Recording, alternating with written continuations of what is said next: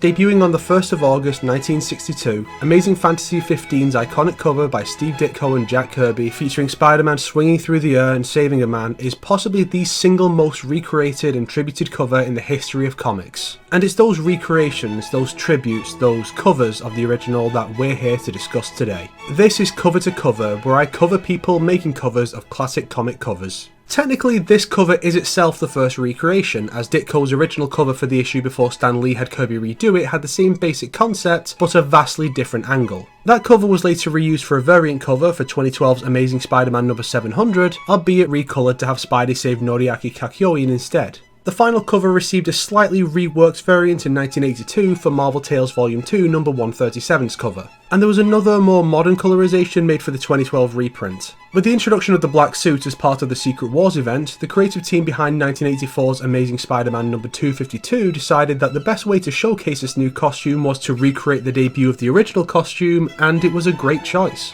1992's Amazing Spider-Man number 365 featured a holographic recreation by John Romita Sr. to celebrate Spidey's 30th anniversary. For What If number 42, Kevin West had a 6-armed Spidey carrying 2 people under his arms to showcase that issue's premise. Malibu's Hardcase number 24 did a take on it in 1995, marking the first version to not use Spider-Man. Howard Chaykin used the cover as the basis for his Spider-Man 2099 number 37 variant cover, with Venom 2099 carrying Miguel O'Hara. Pete Woods would have Deadpool recreate the iconic pose on the cover of 1997's Deadpool Volume 3 number 11 in a more comedic manner. As a retelling of the early days of Spider-Man, the first issue of John Byrne's 1998 miniseries Spider-Man Chapter 1 featured its own take, similar but different, just like the book. Very nice. In 1999, Amazing Spider-Man Volume 2 number 5 came out with a very unique angle from which to depict Mattie Franklin Spider-Woman in the pose. This one is John Byrne's second cover. The 90s would be brought to a close by Spider-Man Unlimited Volume 2 number 1/2, with that short-lived animated version doing the pose.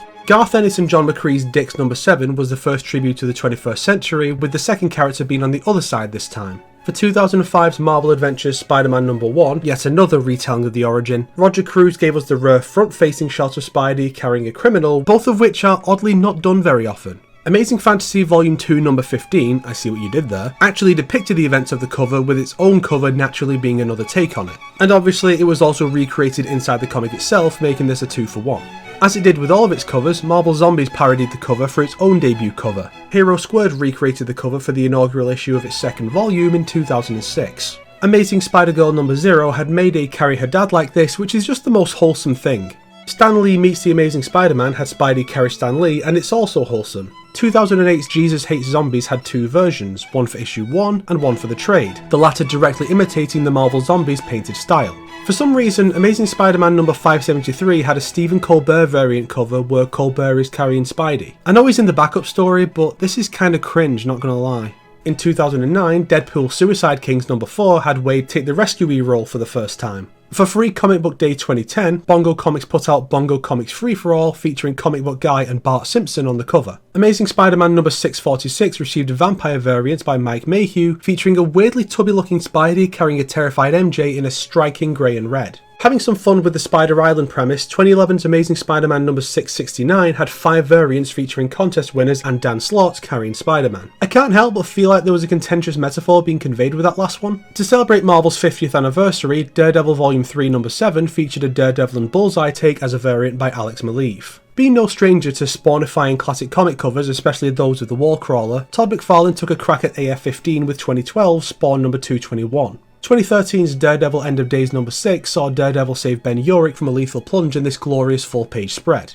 Later that same year, Superior Spider-Man number 19 received a LEGO variant by Leonel Castellani as a tie-in to the then upcoming LEGO Marvel Superheroes game. Amazing Spider-Man Volume 3 number 1 had a variant by Adi Granov that honestly looks like Spidey is carrying Sandman. In 2016, Sony Pictures recreated the image for a poster for Spider-Man Homecoming. It really should be a legal requirement for all superhero movies to have at least one poster that recreates an iconic comic cover. 2017's Simpsons Comics number 241 featured Aunt Selma carrying Bart while playing Radioactive Woman in a movie. 2018 was a big year for these, with Rick and Morty number 39's variant with, well, Rick and Morty naturally. In Amazing Spider-Man number 801, Spidey smashes into a convenience store in the iconic pose to save a man during a robbery in the early days of his career. Bonus points for how well Marcos Martin was able to recreate Ditko's Spidey here. For the big Volume 5 relaunch the following issue, legendary artist Alex Ross made 3 wonderful variant covers exclusive to San Diego Comic Con, one being a low-angle take on Spidey's debut image which feels like it could have been pulled right out of the pages of Marvel's. And finally, the Spider-Man video game by Insomniac Games has the pose in one of Spidey's web-swinging animations, allowing for a lot of photo mode fun for creative players. There was also one for Savage Spider-Man, but I'm not going to show that one. People who use content or trigger warnings but don't use one when they're going to show spiders need to be extinguished from this earth because they are heathens allied with the Dark Lord himself. As far as I'm aware, this is every tribute from actual covers outside of random fan works, but there may be more, and I'm sure I missed plenty from comic panels and even TV shows like this Batman Beyond moment I can't identify, and those will be chronicled in a pinned comment.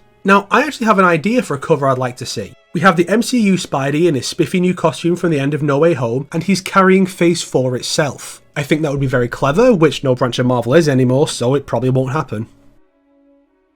You know, it's really frustrating when you're trying to record audio, but your voice is just really weak because you're currently recovering from COVID, so it really messes with your voice, but there's nothing you can do about it because you had this video planned for months and you need to get it out for this specific date because it's the 60th anniversary, so what can you do? You know, you just have to try and soldier on no matter how many times you have to retake the lines because you're struggling to get through them without needing to catch your breath. You know, it's just my luck that this would happen now, of all times.